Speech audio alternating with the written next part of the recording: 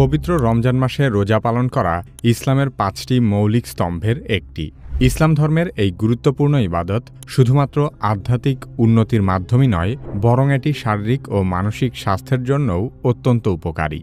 রমজান মাসে রোজা পালনের মাধ্যমে মুসলমানরা আল্লাহর নৈকট্য লাভের পাশাপাশি আত্মসংযম, ধৈর্য এবং সহানুভূতির মতো গুণাবলী অর্জন করে। এছাড়া বিজ্ঞানসম্মত গবেষণায় দেখা গেছে যে রোজা শরীরের বিপাকীয় কার্যক্রম নিয়ন্ত্রণ, রোগ প্রতিরোধ ক্ষমতা বৃদ্ধি এবং মানসিক চাপ কমাতে গুরুত্বপূর্ণ ভূমিকা পালন করে। রোজার বহুমুখী বিজ্ঞানভিত্তিক উপকারিতা সম্পর্কে আলোচনা করা হবে কি কেন কিভাবে এই পর্বে।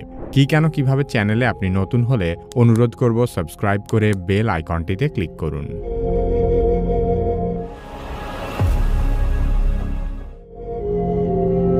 প্রাচীনকাল থেকেই বিভিন্ন সংস্কৃতি ও ধর্মে উপবাসের চর্চা রয়েছে এবং আধুনিক